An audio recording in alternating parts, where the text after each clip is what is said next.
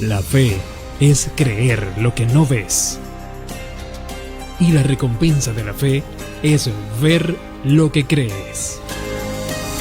Activa tu fe. Bendiciones y bienvenidos a este tu espacio de Activa tu Fe. Soy tu amiga Janet Marcelo y hoy en este podcast estaremos hablando un tema sumamente importante: identidad en Cristo. ¿Sabes cuál es tu identidad en Cristo? Has pasado por problemas, por situaciones, por momentos que han marcado tu vida y hay un sentido de temor, de culpa, de miedo. Te sientes que has caído en un pozo y no sabes cómo salir. Quédate con nosotros porque el día de hoy nuestra invitada es la pastora Daniela de Príncipe de la Iglesia Comunidad Carismática Peruana y directora de Yo Elijo la Pureza. Pastora Daniela, gracias por aceptar nuestra invitación y hoy hay mucho por aprender con el tema identidad. Gracias, Janet. Sí, así que el día de hoy podemos hablar tantas cosas sobre esto, pero qué importante es poder conocer realmente quiénes somos en Cristo y qué podemos hacer gracias a Él. Y es algo donde necesitamos verdaderamente conocernos, porque hay muchas personas que han enfrentado situaciones de abusos, personas que han enfrentado situaciones donde hablamos, la niñez creo que es la etapa donde los niños somos sensibles y susceptibles a muchos peligros, y los padres muchas veces por el hecho de que voy a la iglesia, no me preocupo mis hijos con quiénes están, o inclusive personas que no asisten a la iglesia, pero dicen, no, mi hijo ya tiene 8, 9 años, ya sabe cuidarse, pero en realidad no es así.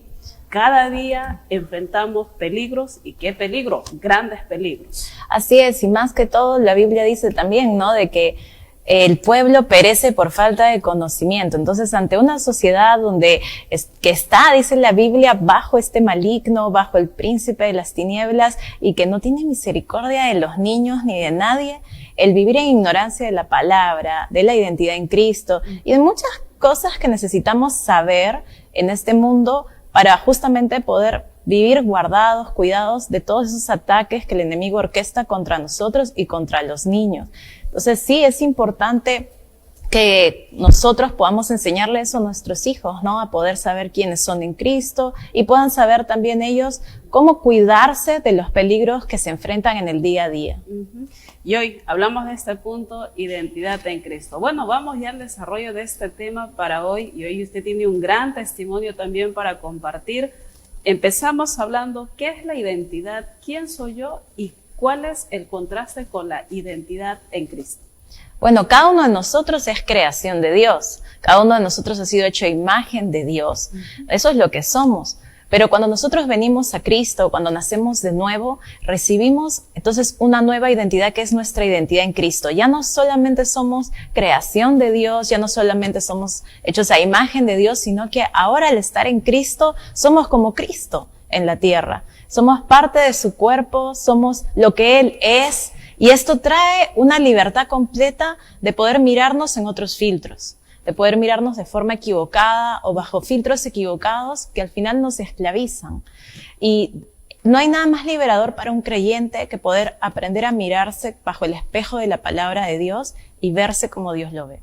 ¿Y cómo podemos lograr eso? ¿Cómo puedo conseguir verme como Dios puede verme? Porque siempre es, y ha influido lo que mis padres han dicho sobre mi vida. Si mis padres me han dicho, tú eres buena, tú eres excelente, tú eres una mujer de éxito, son palabras que van a influenciar en mi vida, pero hablamos de niños que han tenido la ausencia de papá, niños donde la abuelita ha sido la que ha tenido que criar porque los padres han tenido que trabajar. Entonces, frente a todas esas circunstancias difíciles que vivimos en el día a día, ¿cómo puedo entender y descubrir esa identidad en Cristo? Definitivamente es a través de la palabra de Dios que nosotros podemos mirar cómo es que Dios nos ve, podemos entender qué es lo que Dios dice acerca de nosotros, y eso empieza a hacer un contraste con las palabras que hemos recibido. Muchas personas se ven, por ejemplo, a través de cómo se sienten. Hoy, por ejemplo, estamos en una cultura que te dice prácticamente tú eres lo que sientes. Si tú sientes esto, entonces tú eres esto, ¿no? Si tú sientes tal cosa, entonces esta es tu identidad. Y esta es una gran mentira que está atrapando hoy a la juventud. No somos lo que sentimos. La Biblia en ningún momento dice que somos lo que sentimos, sino más bien somos lo que Dios dice que somos, aun cuando no nos sentimos así. Por ejemplo, Dios dice que somos perdonados. A veces no nos sentimos perdonados, pero es lo que somos. Somos perdonados. Dice que somos amados. A veces no nos sentimos amados, pero somos amados. De la misma manera, otras personas pueden decir cosas de nosotros, pueden decirnos de repente, y siempre van a haber personas que el enemigo use para atacarnos y decirnos cosas hirientes, decirnos cosas que destruyan nuestra propia visión de nosotros mismos, nuestra autoestima. Pero cuando nosotros podemos mirar lo que Dios dice, podemos hacer un contraste, ¿no? De repente mis papás me dijeron, no sé, tú eres un tonto, tú eres una bruta, ¿no? Pero ¿qué dice el Señor acerca de mí? ¿No? ¿Qué es lo que Él habla sobre mí? ¿Él dice que yo soy un tonto? ¿Dice que soy bruta? No, más bien dice que soy sabia en Cristo Jesús, que Jesús ha sido mi sabiduría. Así que yo he recibido sabiduría de Él, yo tengo sabiduría. Entonces, así puedo ir rompiendo con muchas de las ataduras que he podido recibir de las palabras de otros y puedo tomar lo que el Señor dice acerca de mí. Es interesante descubrir identidad. ¿Quién soy yo y quién somos en Cristo? De verdad que es un contraste que nos ayuda a descubrir, creo que ese gran valor que cada uno de nosotros poseemos en Cristo. Bueno, debemos reconocer que estamos viviendo en un mundo, como dice la palabra de Dios, que Satanás anda como león rugiente buscando a quien devorar, un mundo donde el príncipe de las tinieblas es el enemigo. Y en el caso de usted, pastora Daniela, hay una historia que compartir, porque usted no ha sido, digamos, ajeno a lo que cada día de nosotros enfrentamos, que son los peligros en el día a día. ¿Puede compartirnos parte de esa historia? Por supuesto, Janet. Bueno, yo he nacido y crecido en un hogar cristiano por la gracia de Dios. Mi abuelo fue pastor, mi papá también. Y bueno, como toda familia cristiana, yo estudié en un colegio cristiano, siempre los fines de semana estaba en la iglesia. Pero dentro de mi propia escuela, había un profesor que siempre tenía la costumbre de hablar en doble sentido. Cuando daba sus clases siempre hacía bromas, chistes vulgares, groseros a niños, ¿no? A niños, a preadolescentes, a adolescentes. Y esto se fue haciendo algo bastante normal. Ya pasando en realidad un poco de tiempo, incluso él hacía comentarios a mí, a mis amigas, que eran totalmente inapropiados. Pero evidentemente la falta de cultura de prevención hacía que tanto yo como ellas no identifiquemos el tipo de situación que en realidad era, ¿no? Lo veíamos como una broma, un chiste, nada más, o que quería de repente ser moderno. Cuando ya yo estaba por terminar el colegio, ya él empezó a acercarse a mí ya de forma más inapropiada, declarándome sus sentimientos, que él estaba enamorado de mí, que él quería estar conmigo. Y él era una persona casada, una persona adulta, una persona mayor, creo que incluso ya tenía hijos, y aún así empezó a acosarme virtualmente, empezó a acosarme también presencialmente, me seguía a todos lados en el colegio y buscaba contacto visual. Y luego con sus palabras empezó, bueno, evidentemente a trascender los límites, ¿no? A hablar de forma inmoral sexualmente a mí y poco a poco a manipularme, diciéndome para poder poner fin a esto, que yo pueda venir a su oficina. Entonces, en la insistencia y la inocencia, ¿no? Y me acercaba a su oficina y ya él pasaba otros límites a abuso físico, abuso sexual físico. Entonces, gracias a Dios termino el colegio, ¿no? Ya no lo tengo que volver a ver, ¿no? Pero en esta circunstancia, digamos, estás siendo víctima de acoso, ya entras a una etapa de abuso sexual. Digamos, habla de que papás tenían los principios cristianos, pero ¿había esa confianza para pedir ayuda? La verdad es que sí había confianza. El problema es de que una persona cuando es víctima de abuso, la principal secuela que vive es la culpa. Porque aunque en realidad en un contexto de abuso, el abusador es el culpable, en la manipulación del abusador hace de que la víctima piense de que en un sentido es responsable de lo que está pasando. Porque los abusadores son expertos manipuladores. Entonces, la víctima normalmente se ve como quien de alguna manera es responsable, porque empiezan pensamientos como, pero de repente pude haber parado esto antes, debí darme cuenta, debí haber avisado antes, si yo aviso ahora, me van a reclamar, me van a decir que por qué recién hablo, y empiezan a venir metralletas de pensamientos que no solo los he tenido yo, sino ayudando a otras personas también escucho estos mismos pensamientos y que el enemigo muchas veces trae para alejarnos de nuestros padres, ¿no? A veces el decir, por ejemplo, como hija de pastor, les vas a dar otro problema más de lo que ya ellos tienen que ver cada día en la gente. Entonces, muchos de ellos son para que... viene el tema también de la preocupación, vas a preocupar a tus padres. Exacto, entonces lo que sucede en la víctima es que primero tiene un sentimiento de indefensión y se inmola, es decir, dice, yo no quiero ser un problema más en mi casa, yo no quiero ver a mis papás preocupados, o yo no quiero de repente que me reclamen. Entonces, ¿qué hace? Se inmola, es decir, no dice nada, guarda todo y la situación continúa porque la verdad es que el problema crece. Exacto, aunque incluso ya, por ejemplo, en mi caso, ya no tenía más contacto con esa persona de forma personal, aunque siempre yo había sido muy clara y que yo no quería nada, no me interesaba, pero igual... Pero, ¿por qué cada vez, digamos, ya había esa culpa para no compartir a los padres de esa situación que se vivía? Pero ahora cuando hablas con el tema del abusador, ¿por qué cada vez permitías que el abusador nuevamente regrese? O sea, ¿a qué se debía? Si había una situación donde había culpa. Claro. ¿Qué es lo que estaba pasando en la vida de Daniela? Yo quería, me acuerdo, terminar esto de la mejor manera amigable. Es decir, sin de repente que esto salga al público, sin que esto salga a hacer un escándalo. Entonces, mi manera de solucionarlo, siendo una adolescente, ¿no? Era decirle hasta aquí. Entonces él me decía, okay, entonces ven y dímelo aquí de frente. Y ahí yo caía, ¿no? Porque yo decía, ya, okay, te lo voy a decir de frente. Iba y se lo decía de frente, pero obviamente aprovechaba el hecho de que uno como adolescente es más pequeño, ¿no? La otra persona es más grande, ¿no? Aprovechaba eso para poder una vez más manipular y ejercer pues fuerza y poder. Exacto. Okay.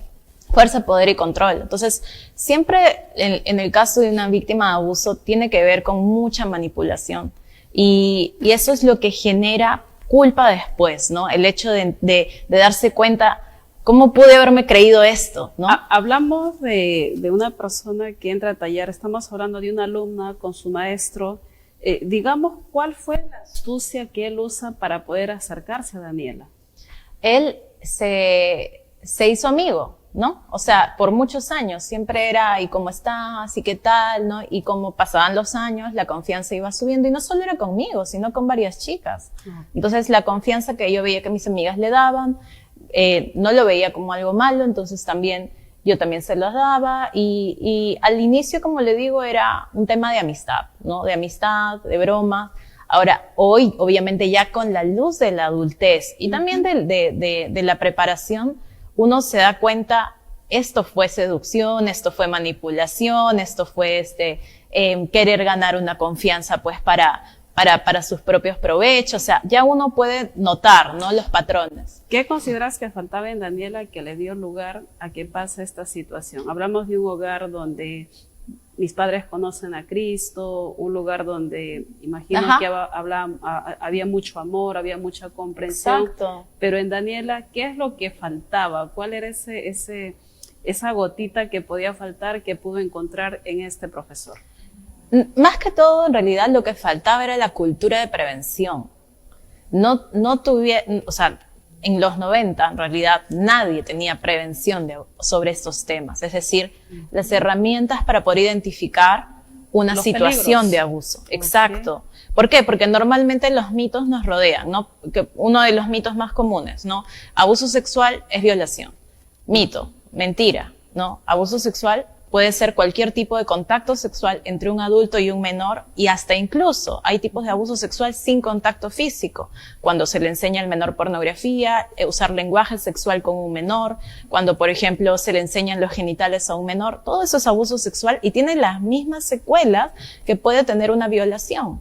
Entonces, ese tipo de mitos ha convivido con nosotros. Nadie nos enseñaba estas cosas. Nadie nos enseñaba cómo prevenirlas. Entonces, ¿cuál era mi razonamiento? No es violación, no es abuso. Entonces piensas, no tengo por qué hablar. Entonces, esa falta de cultura de prevención fue lo que faltó. Y es necesaria darla como herramienta a los niños, a los jóvenes y a todas las personas, para que justamente puedan detectar estas situaciones y puedan saber cómo enfrentarlas. Porque ¿cuál era también mi problema? Yo no sabía qué hacer. Y constantemente era eso, no sé qué hacer, no sé qué hacer. Hablaba con amigas de mi edad, pero tampoco sabían qué hacer, porque tampoco tenían una cultura de prevención. Pero cuando tenemos una cultura de prevención, entonces los chicos saben cómo identificar y qué hacer. Y eso les permite, hasta en un 80%, evitar ser víctimas de abuso sexual.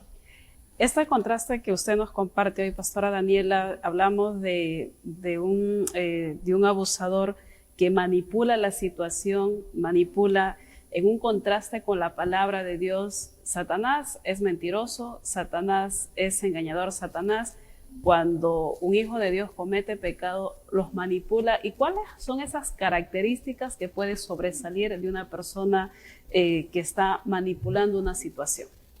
Bueno, definitivamente Satanás es el abusador por excelencia, ¿no? Él es o sea, el perfil de un abusador es el perfil del diablo mismo. Son mentirosos, controladores, ¿no?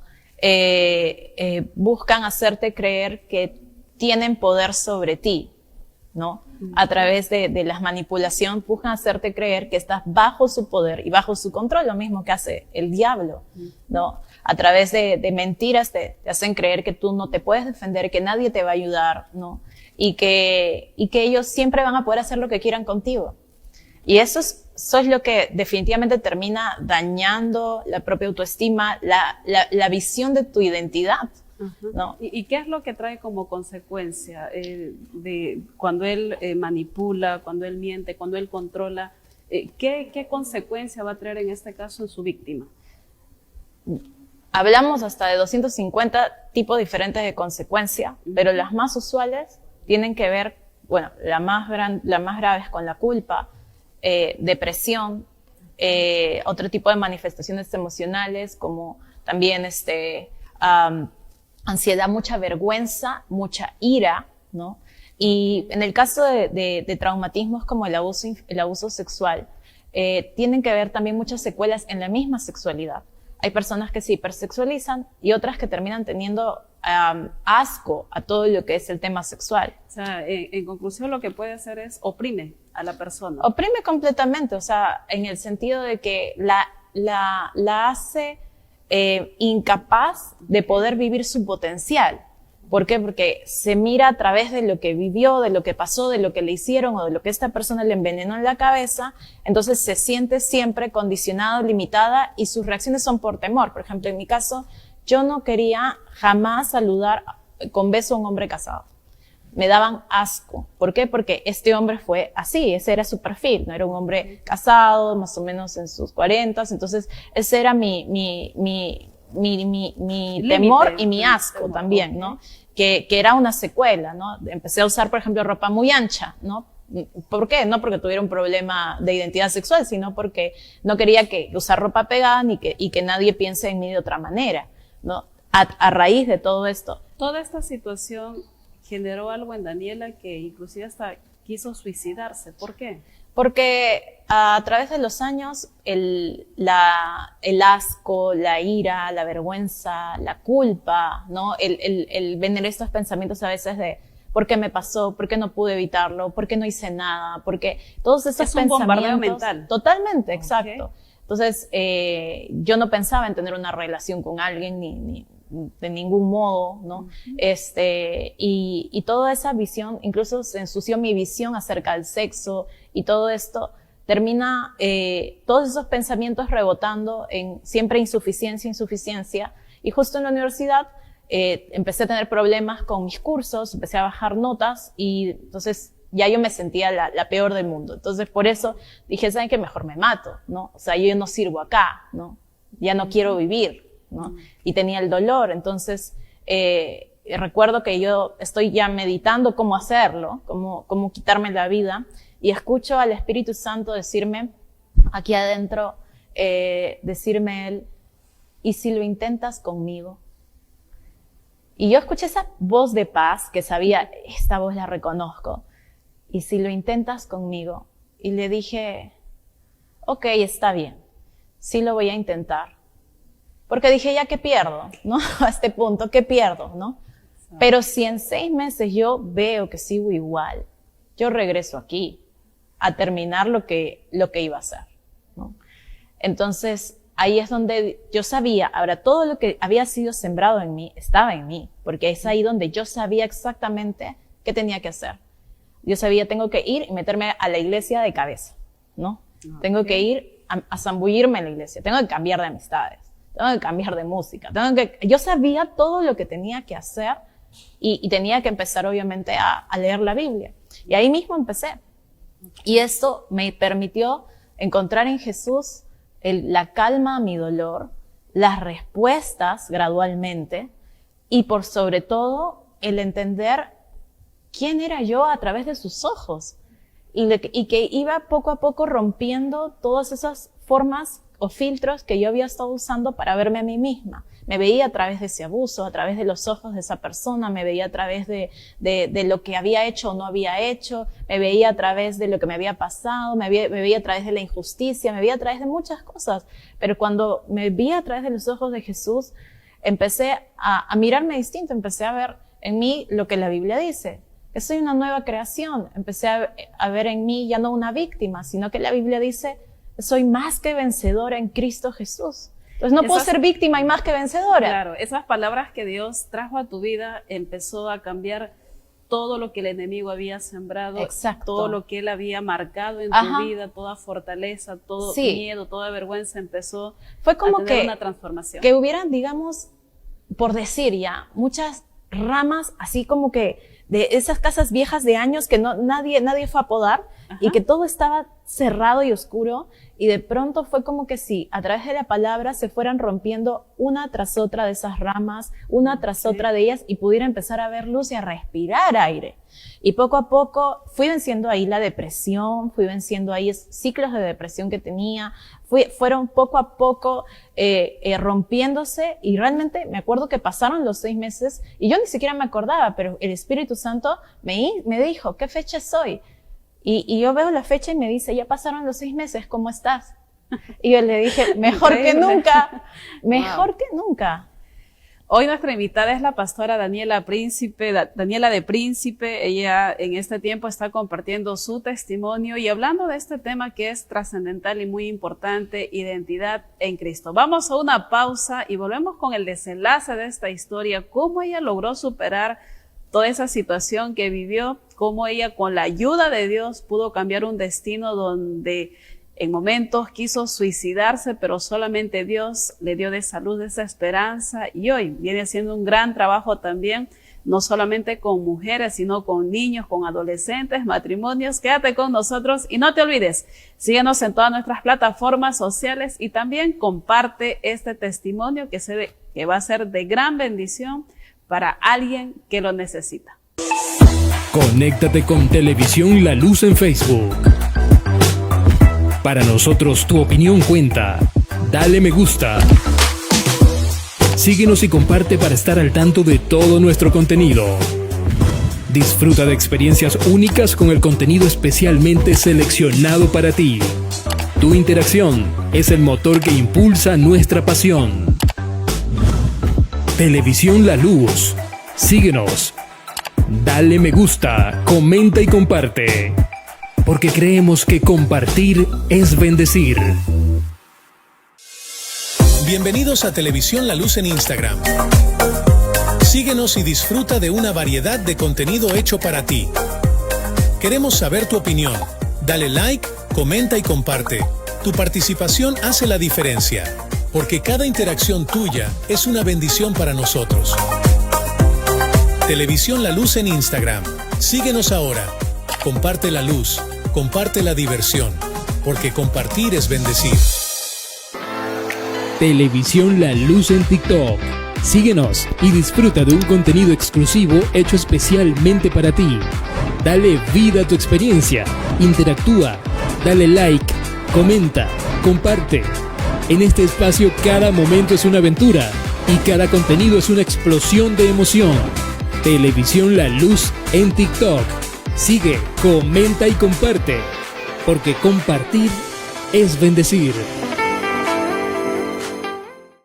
Continuamos con tu espacio de Activa tu Fe. Yo soy tu amiga Yanet Marcelo. Gracias por continuar con nosotros. Hoy nuestra invitada es la pastora Daniela de Príncipe, con quien estamos tocando este tema que creo que es fundamental para un crecimiento, para un avance, para un año de reverdecer, donde tenemos que entender nuestra identidad en Cristo. Has sido humillada, maltratada, dañada. Has pasado una situación donde piensas y crees que ya no hay salida. Hoy, a través de su hermoso testimonio, estamos hablando y compartiendo de este tema, identidad. Pastora, hablábamos de un punto importante. Usted fue víctima de abuso, no había esa comunicación donde podía haber una prevención como niño que usted era, pero ya cuando pasa toda esta situación, este problema, usted tocó un punto muy importante, que es la culpa. En este caso, personas que han sido víctimas de abuso, este sentimiento de culpa que han anidado en sus corazones, ¿cómo ellos pueden lidiar con este sentimiento? Sí, lo primero es importante entender de que en una situación de abuso sexual, la culpa es 100% del abusador, no de la víctima.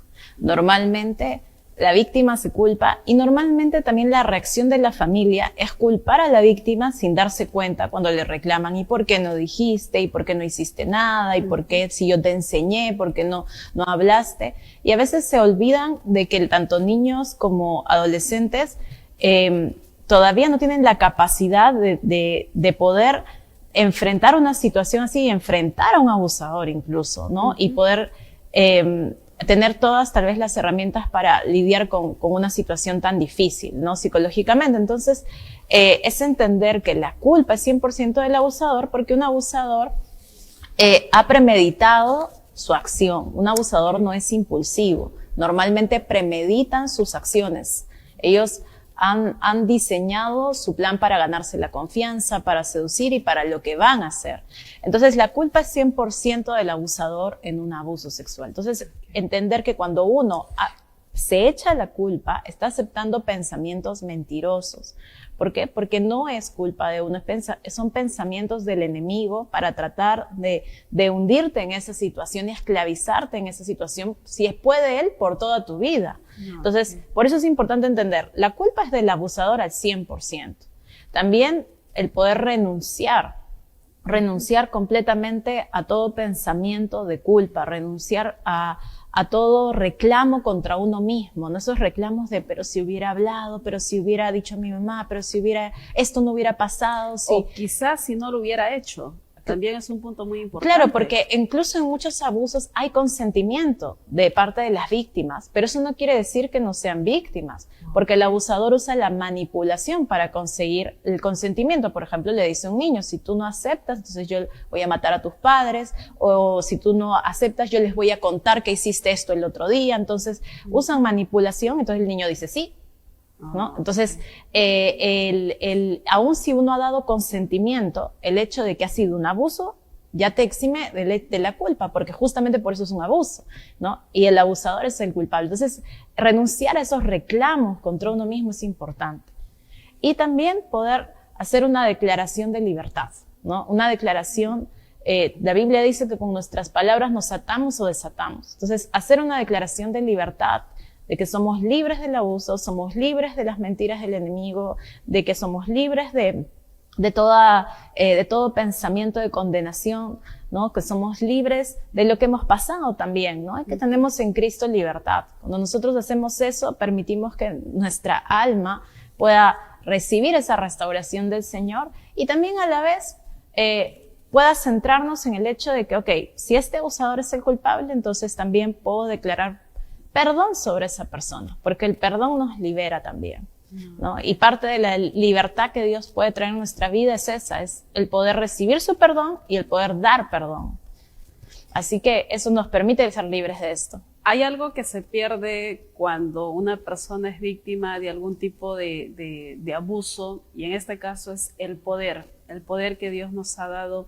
¿Cómo podemos recuperar ese poder para nuevamente volver a creer en uno mismo, que mi autoestima que está por los suelos nuevamente pueda ser activado? ¿Cuáles son esos puntos importantes que debemos considerar?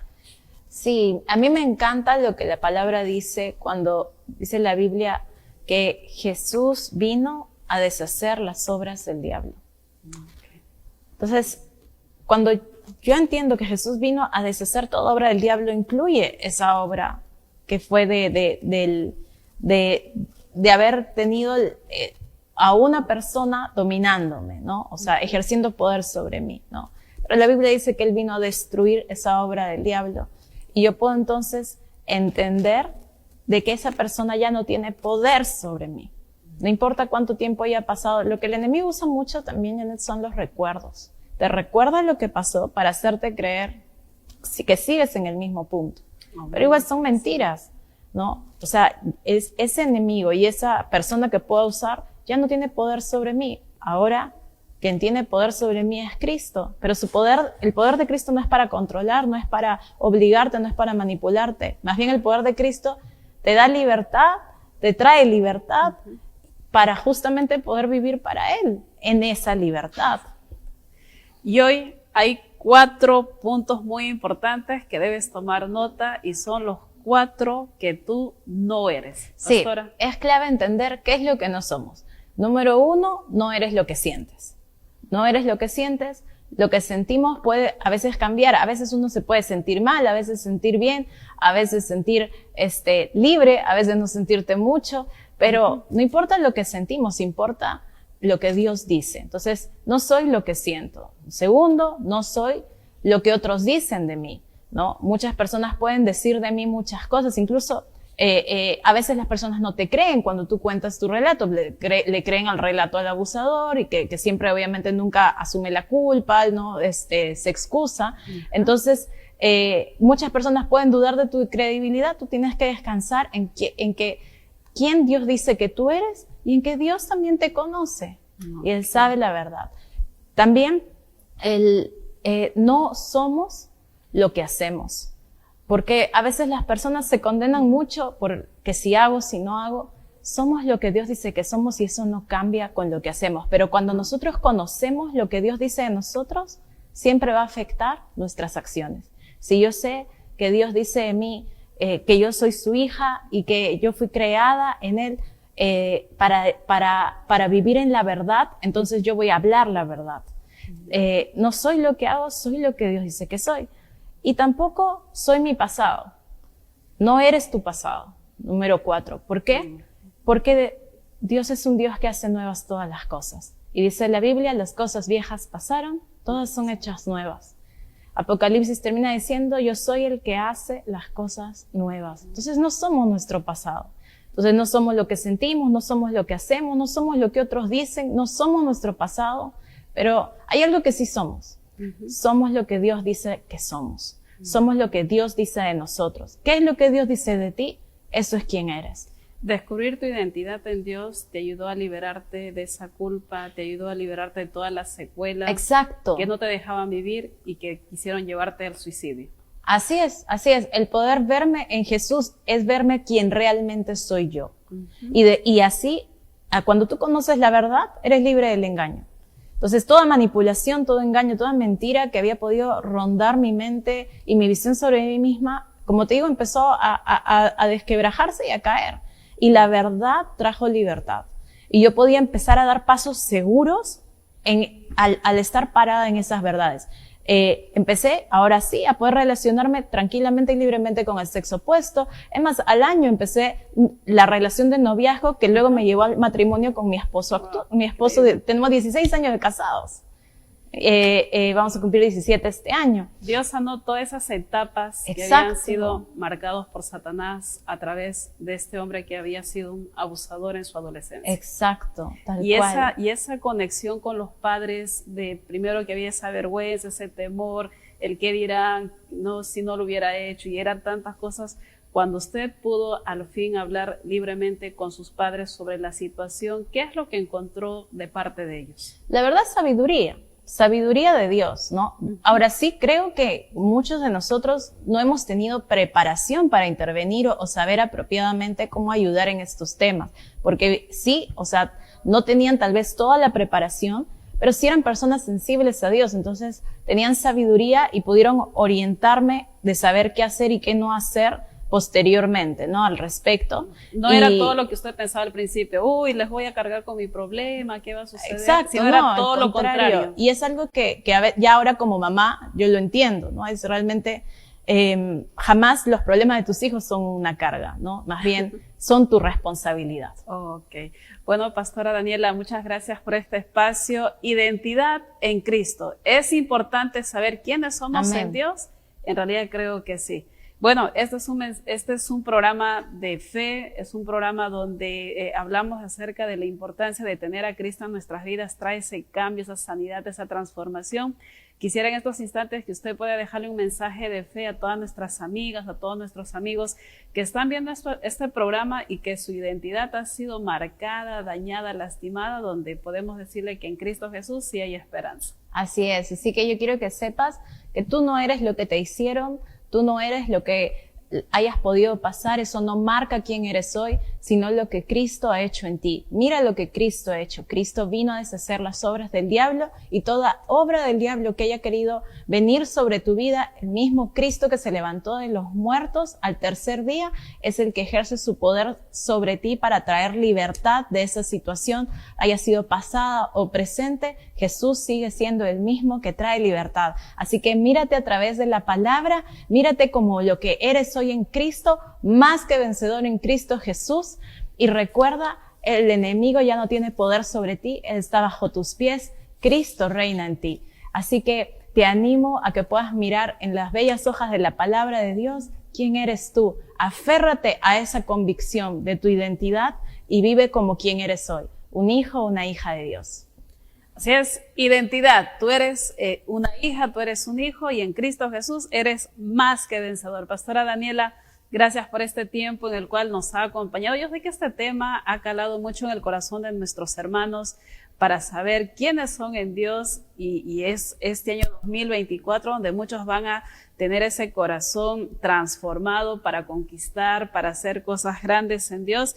Y bueno, se viene algo sorprendente y sobrenatural, 30 y 31 de agosto. ¿Nos puede compartir qué es lo que va a haber, dónde es la dirección y dónde la gente también puede registrarse o quiénes pueden asistir a este gran mega evento? Sí, así es. Vamos a tener el congreso Yo Elijo la Pureza. Es un congreso de sexualidad para enseñar acerca de sexualidad con los principios bíblicos y con también la información científica, información sexológica valedera, todo sobre la luz de la palabra de Dios. Va a ser el 30 y 31 de agosto en las instalaciones del Colegio Melitón Carvajal y en realidad este año tendremos 3 congresos en uno. Un congreso para preadolescentes de 9 a 12 años, un congreso para jóvenes de 13 en adelante y un congreso para padres, todo dentro de las instalaciones del Colegio y Auditorio Melitón Carvajal. Así que los esperamos para que sean parte de este congreso donde trataremos muchos tópicos sobre la sexualidad y veremos la libertad de Dios en cada una de estas áreas. Les esperamos.